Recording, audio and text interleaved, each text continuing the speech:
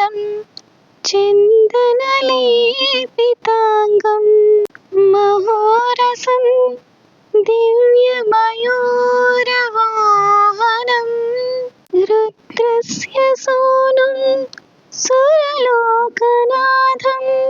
బ్రహ్మణ్యదేవం శరణం ప్రపద్యే. హాయ్ అండి, అందరూ ఎలా ఉన్నారు? ఈరోజు మనం చూడబోయేది బెంగళూరులోని హలసూరు ప్లేస్లో సుబ్రహ్మణ్య స్వామి దేవస్థానము, ఆ పక్కనే ఉన్న సోమేశ్వర స్వామి దేవస్థానము. ఇది హలసూరు మెట్రో స్టేషన్ పక్కన ఆది వినాయక ఆలయం ఎదురుగా ఉందండి. మెట్రో స్టేషన్కి ఇటువైపు సోమేశ్వర ఆలయం ఉంటే అటువైపు సుబ్రహ్మణ్య స్వామి ఆలయం ఉంది. ఈ కార్తీక మాసంలో ఒకే స్టాప్లో దిగి ఒక ఫ్యామిలీ ఆఫ్ టెంపుల్స్ని చూడొచ్చండి. ఇది ఎంజీ రోడ్కి 2 కిలోమీటర్స్ దూరంలోనే ఉంది. చూస్తున్నారు కదా, ఆలయం టైమింగ్స్ ఉదయం 6 నుంచి 12:30, సాయంత్రం 5:30 నుంచి 9 గంటల వరకు అండి. ఈ సుబ్రహ్మణ్యేశ్వర స్వామి ఆలయము సోమేశ్వర ఆలయం కంటే చాలా పురాతనమైందని చెప్తారండి. ఇక్కడ దేవుణ్ణి ఆనంద మురుగన్ అని పిలుస్తారు. మురుగన్ అంటే 6 పదుల వీధుల్లో ఒకటైన తిరుత్తని మురుగన్ ఆలయంలో ఉన్న మురుగన్ యొక్క ప్రతిరూపం ఇక్కడ సుబ్రహ్మణ్యుల్లాగా వెలిసాడని చెప్తారు. కుడివైపు వల్లి మరియు ఎడమవైపు దేవసేన అమ్మవారు విడివిడిగా ఆలయాల్లో ఉపాలయాల్లో కొలువై ఉన్నారు. ఆలయం చుట్టూ మనకు స్వామి సుబ్రహ్మణ్య, కార్తికేయ, మురుగ, స్కంద, పళని ఆండవ, షణ్ముఖ, వేలవ, సెంథిల కుమార, శరవణభవ ఇలాంటి రూపాల్లో దర్శనమిస్తారు. విశేష సమయాల్లో వెండి రథం ఊరేగింపు జరుగుతుంది. ప్రతి సంవత్సరం 3 రోజుల పాటు తైపూసం పండుగను భారీగా జరుపుకుంటారు. ఇక్కడ ఒక కథ కూడా ప్రాచుర్యంలో ఉంది. అనేక శతాబ్దాల క్రితం మైసూర్ మహారాజుల్లో ఒకరైన ఆలయాన్ని నిర్మించారు. అప్పటి నుంచి మైసూర్ మహారాజు కంటివ్యాధితో బాధపడుతుంటే తన మామను సందర్శించేందుకు వెళ్తారు. ప్రస్తుతం ఆలయం ఉన్న స్థలంలో చీమల పుట్టకు భక్తులు ఎక్కువగా వస్తున్నట్టు ఆయన దృష్టికి వచ్చింది. మహారాజు పుట్టను సందర్శించి తన మామ కంటివ్యాధి న్యాయమైతే ఆ స్థలంలో స్వామికి ఆలయాన్ని నిర్మించమని ప్రార్థిస్తాడు. మహారాజు మైసూర్ చేరుకోగానే తన మామకు కంటివ్యాధి నయమైపోతుంది. ఆయన దృష్టికి తీసుకొచ్చిన ఇది స్వామికి కృతజ్ఞతలు తెలుపుతూ ఆలయాన్ని నిర్మించాలని చెప్తారు. ఆలయ మంటపంలో మాండవ్య మహర్షి శిల్పం కూడా ఉంది. ఆయనే ఈ సోమేశ్వర సుబ్రహ్మణ్య స్వామి ఆలయాల రూపకర్త అని చెప్తారు. ఈ ఆలయం ఒకప్పుడు శివాలయంగా ఉండేదని ప్రతీతి. మరో విశిష్టత ఏంటంటే 26 అడుగుల సుబ్రహ్మణ్య స్వామి విగ్రహం మనకి ఇక్కడ కనబడుతుంది.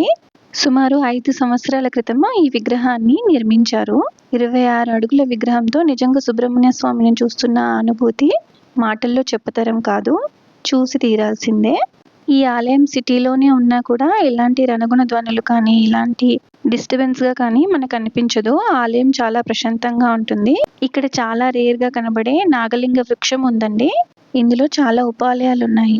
చండికేశ్వరుడు, నాగదేవతా మంటపం, అర్ధనారీశ్వరుడు, దుర్గాదేవి, సూర్యనారాయణ మహర్షి, అగస్త్య మహర్షి, నవగ్రహాలు, కాలభైరవుడు కూడా ఉన్నారు. ఈ ఆలయాన్ని దర్శించడంతో మీకు ప్రశాంతతతో పాటు ఒక గొప్ప అనుభూతి, స్వామి ఆశీర్వాదం నిండుగా పొందుతున్నారనడంలో అతిశయోక్తి లేదు. ఇక్కడ నుండి మీకోసం ఎక్స్క్లూజివ్ కంటెంట్ అండి. గర్భాలయంలోని స్వామి దివ్యమంగళ రూపాన్ని దర్శిద్దాం పదండి. నమస్తే నమస్తే మహాశక్తి పాని, నమస్తే నమస్తే లసద్వజ్రపాని, నమస్తే నమస్తే కఠిన్యస్తపాని, నమస్తే నమస్తే సదాభీష్టపాని. ఆహా, ఆ స్వామి సుందర దివ్య తేజోమంగళ రూపాన్ని దర్శించి తరిద్దాం. స్వామి అనుగ్రహంతో జీవితంలోని చీకటంతా తొలగిపోతుందని చెప్తారు. ఇంతకు ముందు చెప్పుకున్నట్టుగా వల్లి దేవసేన అమ్మవారిని దర్శించండి. తర్వాత పక్కన ఉన్న ఉపాలయాలను ఒక్కొక్కటిగా దర్శిద్దు వెళ్దాం పదండి. ఇది అర్ధనారీశ్వర స్వామి వారు, దర్శించుకోండి. ఇదే ఆలయంలో మనకు యాగశాల కూడా ఉందండి. స్పెషల్ డేస్లో నిత్య హోమాలు జరుగుతూ ఉంటాయి.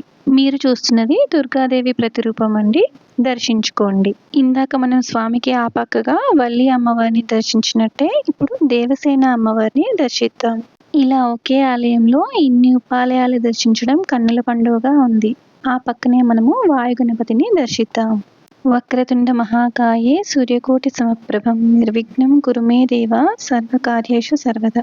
ఆ తర్వాతే మనము సుబ్రహ్మణ్య స్వామి వారి వస్తువులను దర్శించుకోవచ్చు. ఇది వెండి రథం తీసినప్పుడు స్వామివారికి అలంకరిస్తారు.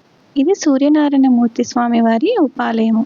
ఆ పక్కనే మనము షణ్ముఖ స్వామిని దర్శించవచ్చు. తర్వాత వీరబాహు ఉపాలయము మనము దర్శించవచ్చు. ఆ పక్కనే మనము ఇందాక చెప్పుకున్నట్టు అగస్త్య మహర్షి ఉపాలయాన్ని దర్శించవచ్చు. ఇలా మహర్షులకు ఉపాలయాన్ని నిర్మించడం చాలా అరుదు. అండ్ ఇక్కడ చాలా విశిష్టంగా నాగదేవత మంటపం ఉందండి. మనం ప్రపంచంలో మరెక్కడ ఇంతగా నాగదేవత మంటపాన్ని చూసుండము. ఒకే దగ్గర మనకు ఎన్నో రకాల నాగుపాములు అంటే అన్ని రకాల నాగదేవతలు మనకు ఇక్కడ దర్శనమిస్తాయి. మనకి ఎలాంటి రాహు, కుజ, నాగ దోషాలున్నా కూడా ఇక్కడ మనము పరిహారం చేసుకోవచ్చు. గోల్డెన్ విగ్రహ రూపాలలో మనకు ఇక్కడ స్వామివారి పరివారం దర్శనమిస్తుంది. దర్శించుకోండి. శివ పార్వతులు తమ కుమారులైన గణేష సుబ్రహ్మణ్య స్వాముల బ్రహ్మ విష్ణువులతో కొలువై ఉన్నారు. ఆ పక్కనే మనకు రంగనాథ స్వామి ఇలా శేషతల్పుడే దర్శనమిస్తున్నారు. ఆంజనేయ గరుడ వాహనులై. ఆ పైన ఆర్చ్లో మనకు సుబ్రహ్మణ్య స్వామి దర్శనమిస్తున్నారు. ఇటుపక్క మనకు సుబ్రహ్మణ్య స్వామి వివిధ ప్రదేశాల్లో వివిధ రూపాల్లో కన్నుల పండుగగా దర్శనమిస్తున్నారు. అలా మనము సుబ్రహ్మణ్య స్వామి ఆర్చ్ కిందగా లోపలికి వెళ్తే మంటపంలో మనకు అష్టదిక్పాలకులతో పాటు అష్టలక్ష్ములు కొలువై ఉండడం కనిపిస్తుంది. చూద్దాం పదండి. ఒక్కో దిక్కును ఒక్కొక్క లక్ష్మీదేవికి అభివర్ణిస్తూ మంటపాన్ని చాలా చక్కగా నిర్మించారు. ఇక్కడ స్పెషల్గా నాగదేవత పూజలు జరుగుతాయి. సంతాన సమస్యలు ఉన్నవారు, నాగదోషాలు ఉన్నవారు, రాహుకుజ దోషాలు ఉన్నవారు ఇక్కడికి వచ్చి విశేషంగా పూజలు చేసుకుంటే చాలా మందికి ఫలితం దక్కినట్టు ప్రతీతి. ఇంతకు మీలో ఎంతమందికి సుబ్రహ్మణ్య స్వామి కథ తెలుసు? ఒకసారి మళ్ళీ ఆ కథని స్మరించుకుందాము. తారకాసుర సంహారానికై సుబ్రహ్మణ్య స్వామి ఈ భూమిపై ఉద్భవించాడు. తారకాసురుడు అమిత బలశాలి, తపోబల సంపన్నుడు. అతని అరాచకాలు రోజురోజుకి పెరిగిపోవడంతో అతన్ని చంపడం ఎవరితరం కాదనే పరిస్థితి ఏర్పడింది. 3 లోకాలను పట్టి తారకాసురుడు పీడిస్తున్న వేళ అతన్ని సంహరించడానికి దేవతలందరూ బ్రహ్మదేవుణ్ణి శరణు వేడారు. అప్పుడు బ్రహ్మదేవుడు ఈశ్వర తేజాంశ సంభూతుడి వల్లనే ఇతని మరణం సంభవిస్తుందని సెలవిస్తాడు. ఒకనాడు పార్వతీ పరమేశ్వరులు ఏకాంతంగా ప్రణయానందంగా ఉన్న సమయంలో అగ్నిదేవుడు పావురం రూపంలో వారి ఏకాంత మందిరంలోకి ప్రవేశిస్తాడు. అది గమనించిన పరమేశ్వరుడు తన దివ్య తేజస్సును అగ్నిహోత్రుల్లోకి ప్రవేశపెడతాడు. దాన్ని భరించలేక ఆ దివ్య తేజము గంగానదిలో విడిచిపెడతాడు. ఆ తేజము ఆ సమయం నందు ఆ నదిలో స్నానమాడుతున్న షట్కృత్తికల దేవతల గర్భంలో ప్రవేశిస్తుంది. ఆ రుద్రతేజాన్ని వారు భరించలేక పొదల్లో విసర్జిస్తారు. 6 ముఖాల దివ్య తేజస్సుతో ఒక బాలుడు ఉద్భవిస్తాడు. ఈ విషయం తెలుసుకున్న పార్వతీ పరమేశ్వరులు రుద్రాంశ సంభూతునిగా ఆ షణ్ముఖుణ్ణి అక్కున చేర్చుకుని కైలాసం తీసుకుని వెళ్తారు.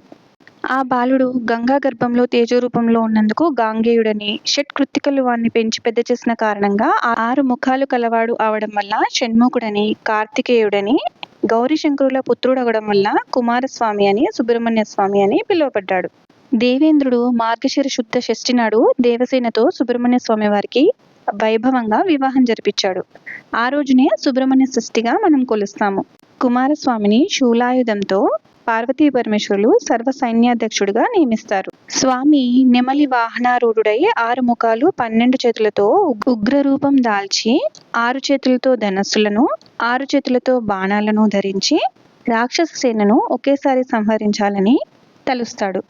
సర్పరూపం దాల్చి రాక్షసులను ఉక్కిరిబిక్కిరి చేసి భీకర యుద్ధంలో తారకాసురుని సంహరించి విజయుడవుతాడు. స్వామి ఆరాధన వల్ల చీకటి తొలగిపోయి నేత్ర రోగాలు, చర్మ వ్యాధులు తగ్గుతాయని చెప్తారు. పెళ్లి కాని వారికి వివాహం జరుగుతుందని, సత్సంతాన సౌభాగ్యం కలుగుతుందని, ఆయురారోగ్య ఐశ్వర్యాలతో వర్ధిల్లుతారని విశ్వాసం. సుబ్రహ్మణ్య షష్ఠి నాడు ఉదయాన్నే స్నానం చేసి ఏ ఆహారం తీసుకోకుండా తడి బట్టలతో స్వామి ఆలయానికి వెళ్ళి పాలు, పండ్లు, పూలు, వెండి పడగలు, వెండి కళ్ళు మొదలైనవి మొక్కుబడులుగా సమర్పించుకుంటారు. ఇదంతా నాగపూజకు సంబంధించిందే. జాతకంలో ఉండే కుజదోషం, కాలసర్పదోషం, సకాలంలో వివాహం కాని వాళ్ళు వల్లి దేవసేన సమేత సుబ్రహ్మణ్య స్వామి కళ్యాణాలను ఈ షష్ఠి నాడు చేయడం కనిపిస్తుంది. సో ఇదండి స్వామి కథ. తెలుసుకున్నారు కదా స్కంద షష్ఠి అంటే ఏంటో. మొదటిసారి ఛానల్ చూస్తున్న వాళ్ళైతే దయచేసి ఛానల్ని సబ్స్క్రైబ్ చేసుకోండి. ఇక ఇప్పుడు మనము మెట్రో స్టేషన్కి ఆ పక్కనున్న సోమేశ్వర ఆలయానికి వెళ్దాం పదండి. సోమేశ్వర ఆలయానికి వెళ్ళే దారిలో మధ్యలో మాకు జిగర్ తండా అని కనిపించిందండి. రీసెంట్గా మీరు చూసే ఉంటారు కదా ఈ మూవీని, జిగర్ తండా అని. ఇది అక్కడ చాలా ఫేమస్ అంట. సో ఎలా ఉంటుందో చూద్దామని ఆర్డర్ చేసాము. అదే కాక ఇంకా అక్కడ రకరకాల ice cream flavours, mango shakes, milk shakes ఉన్నాయండి. ఇదే మీరు చూస్తున్నది జిగర్ తండా. దీన్ని తాగడం వల్ల బాడీలో హీట్ తగ్గిపోయి చల్లబడుతుందని చెప్పారు. ఇక్కడికి మోస్ట్లీ స్టూడెంట్స్, హాస్టల్లో ఉండే పేయింగ్ గెస్ట్లా ఉన్న వాళ్ళు వచ్చారు. ఈ షాపు మెట్రో స్టేషన్ పక్కనే ఉందండి. మీరు ఎప్పుడైనా టేస్ట్ చేశారా? కామెంట్ చేయండి. ఇది టేస్ట్ చేసి మేము సోమేశ్వర ఆలయానికి వెళ్ళాము. చూస్తున్నారు కదా, ఇదే సోమేశ్వర ఆలయం అండి. ఎంత అద్భుతంగా కనబడుతుందో చూసారా బయట నుంచే. లోపలికి వెళ్ళి స్వామిని దర్శించుకుందాం పదండి. ఈ కార్తీక మాసంలో అందున విశిష్టమైన కార్తీక పౌర్ణమి రోజున స్వామి దర్శన భాగ్యం దొరకటమే అరుదు. అంటే ఈ సోమేశ్వర ఆలయంలో మనము స్వామిని 5 రకాల లింగాల రూపంలో దర్శనం చేసుకోవచ్చు. చాలా అద్భుతంగా ఉంటుందండి. ఇది చోళుల కాలం నాటి ఆలయము అని చెప్తారు. సోమేశ్వర ఆలయానికి పూర్వ చరిత్ర ఉంది. కలియుగానికి ముందు ఈ ఆలయ ప్రాంతంలో మాండవ్య మహర్షి ఆశ్రమం ఉండేదంట. ఆ మహర్షి శిష్యులతో కలిసి నివసిస్తూ అక్కడ ఉన్న ఒక స్వయంభూ లింగాన్ని పూజిస్తూ ఉండేవారంట. కాలక్రమంలో ఈ శివలింగం భూగర్భంలో కలిసిపోయింది. ఆ ప్రదేశం అంతా అడవిలా మారిపోయింది. ఆ తర్వాత 13వ శతాబ్దంలో బెంగళూరు నగర నిర్మాతగా ప్రసిద్ధి చెందిన కెంపేగౌడ తండ్రి జయప్పగౌడ ఒకసారి వేట కోసం ఈ ప్రాంతానికి వెళ్ళారంట. ఈ ప్రాంతానికి హలసూరుగా పేరు. అప్పట్లో ఈ ప్రాంతమంతా పనస చెట్లతో నిండి ఉండేదంట. పనస చెట్టుని కన్నడంలో హలసిన మర అంటారు. అందువల్ల ఈ ప్రాంతానికి హలసూరుగా పేరొచ్చింది. వేటలో అలసిపోయిన జయప్పగౌడ ఒక పనస చెట్టు కింద నిద్రపోయాడు. అప్పుడు కలలో ఆ పరమేశ్వరుడు కనిపించి ఇక్కడ నీళ్ళలో లింగ రూపంలో తాను ఉన్నానని బయటకు తీసి గుడి కట్టించమని ఆజ్ఞాపించాడట. అక్కడ తవ్వి చూస్తే శివలింగం కనిపించడంతో జయప్పగౌడ గుడిని కట్టించి అర్చనలు చేశారట. ఆ శివలింగమే ఇక్కడ సోమేశ్వర లింగంగా విరాజిల్లుతోంది. తర్వాత కాలంలో సోమేశ్వరుని కొలిచిన మహాభక్తులు ఈ ప్రాంగణంలోనే అరుణాచలేశ్వరుణ్ణి, భీమేశ్వరుని, నంజుండేశ్వరుని, చంద్రమౌళీశ్వరుని ప్రతిష్ఠించి అర్చనలు చేశారని స్థల పురాణం చెప్తుంది. ఇప్పుడు మీరు చూస్తున్న లింగాలు వాటికి సంబంధించినవే.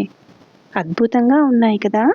సోమేశ్వర ఆలయాన్ని చోళులు, విజయనగర రాజులు ఎంతో అభివృద్ధి చేశారు. అందుకే అక్కడి శిలాప్రతిమలు కొన్ని చోళ శైలిలో, మరికొన్ని విజయనగర శైలిలో దర్శనమిస్తాయి. 4 ఎకరాల విశాల ప్రాంగణంలో ఉన్న ఈ ఆలయం ముందు భాగంలో 48 శిలాస్తంభాలతో పెద్ద మంటపం ఉంటుంది.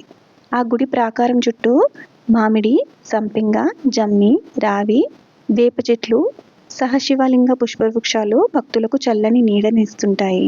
కొన్ని శిల్పాలు మనకు మహాశిల్పి జక్కన వంశీయులు చెక్కారని చెప్తారు. ఆలయం చుట్టూ ప్రాకారం వెనుక భాగంలో గరుడ వాహనుడైన హరి, హంసవాహనుడైన బ్రహ్మ, వృషభ వాహనుడైన శివుడు, నెమలి మీద కూర్చొని ఉన్న కుమారస్వామి, గిరిజా కళ్యాణం, శస్త్రధారులైన సైన్యంతో చక్కగా చెక్కిన ఆంజనేయుడి శిల్పాలు మంత్రముగ్ధుల్ని చేస్తాయి. గర్భగుడికి కుడివైపున కామాక్షి అమ్మవారి దేవాలయం ఉంది. ఇక్కడ బ్రహ్మదేవుడికి కూడా పూజలు అందడం విశేషం. మీరు ఇక్కడ చూస్తున్నవి 63 మంది నాయనార్ల విగ్రహాలు. ఇవి గర్భగుడిలోనే ఉన్నాయి. స్వామి ముఖమండపానికి ఎదురుగా ఇత్తడి తాపడంతో నంది మనకు గంభీరంగా దర్శనమిస్తుంది. స్వామికి ఇక్కడ బ్రహ్మరథోత్సవ సమయంలో 11 రోజుల పాటు ఊరేగింపు జరుగుతుంది. ఇది చైత్ర మాసంలో చైత్ర పౌర్ణమి నాడు మొదలవుతుంది. 11 రోజులు 11 వాహనాల మీద స్వామి ఊరేగుతాడు. ఆలయ ప్రాంగణంలో మనకు దక్షిణామూర్తి, కాలభైరవుడు, జ్యేష్ఠాదేవి, దుర్గాదేవి, సరస్వతి, విద్యా గణపతి, సుబ్రహ్మణ్యేశ్వర స్వామి పరివార దేవతలు కనిపిస్తారు. ప్రతి సోమవారము అమావాస్యలో ఇక్కడ రుద్రాభిషేకం ఘనంగా జరుగుతుంది. కార్తీక పౌర్ణమికి దీపోత్సవం జరుగుతుంది. శివరాత్రి రోజున జరిగే ఉత్సవాలు, అభిషేకాలు తిలకించడానికి వేల సంఖ్యలో భక్తులు వస్తారు. అసలు కార్తీక మాసంలో ఉసిరిక దీపం ఎందుకు పెడతారో మీకు తెలుసా? వైరాగ్య తైల సంపూర్ణే భక్తివర్తి సమన్వితే.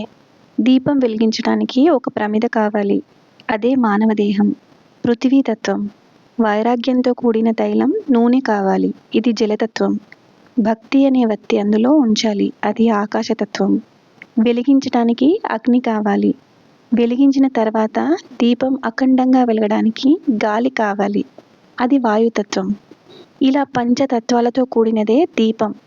మానవులో ఉండే ఈ పంచతత్వాలకు ఊపిరి పోసే ఉసిరికను దీపశిఖకు ఆధారంగా చేస్తాం. దేహంపై మమకారం వదిలిపెట్టడానికి, అజ్ఞానం తొలగి జ్ఞానం పొందడానికి కార్తీక దీపదానం చేస్తాము. ఉసిరిని భూమాతగా కొలుస్తారు. దేవదానవ సంగ్రామంలో కొన్ని అమృత బిందువులు పొరపాటుగా భూమి మీద పడడంతో పుట్టిందే ఉసిరి అని ఒక కథనం. సూత మహర్షి మునులందరితో కూడి నైమిషారణ్యంలో కార్తీక పౌర్ణమి నాడు ఉసిరి చెట్టు కింద వనభోజనాలు చేసినట్టు కార్తీక పురాణంలో చెప్పబడింది. ఉసిరి చెట్టు అనేక ఔషధ గుణాలు కలిగి దామోదరునికి అత్యంత ప్రీతిపాత్రమైన వృక్షం. అందుకే వనభోజనాలకు ఉసిరి చెట్టు నీడ శ్రేష్టం. ఉసిరి చెట్టు కింద శ్రీ మహావిష్ణువును ఉసిరికాయలతో దీపారాధన చేసేవారిని చూడ్డానికి యమునికి కూడా శక్తి చాలదట. ధాత్రి నారాయణో హరి. ధాత్రి అంటే ఉసిరిక. ఉసిరిక లక్ష్మీదేవికి ఆవాసమై ఎంతో ఇష్టంగా ఉంటుంది. కార్తీక మాసంలో ఉసిరిక వృక్షం కింద భోజనం చేయడం అదృష్టాన్ని ఇస్తుంది. ఉసిరి చెట్టుకి 8 వైపులా దీపాలు పెట్టి 8 ప్రదక్షిణలు చేయాలని, ఉసిరి పత్రితో విష్ణువుకి పూజ చేయాలని పెద్దలు చెప్తారు. మూలతో బ్రహ్మరూపాయ, మధ్యతో విష్ణు రూపాయ, అగ్రతో శివరూపాయ, వృక్షరాజాయతే నమః అని ఉసిరిక చెట్టును గురించి అభివర్ణిస్తారు. సో చూసారు కదండి ఈరోజు ట్రావెల్ బ్లాగ్. నచ్చిందా? మీకు ఎలా అనిపించిందో కామెంట్ రూపంలో చెప్పండి. వీడియోని మొదటిసారి చూస్తున్న వారైతే ఛానల్ని సబ్స్క్రైబ్ చేసుకోండి. ఈ వీడియోని మరింత మందికి చేరేలాగా లైక్ చేయండి, షేర్ చేయండి. మరో వీడియోతో మళ్ళీ కలుద్దాం. అంతవరకు టేక్ కేర్. Thank you.